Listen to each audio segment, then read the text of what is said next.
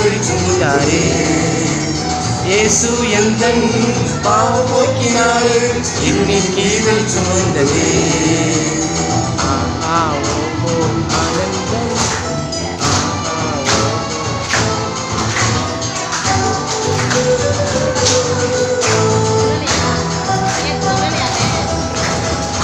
இனி என் வாழ்வில் பாவம் இல்லை, பயமும் பதட்டமும் இல்லை.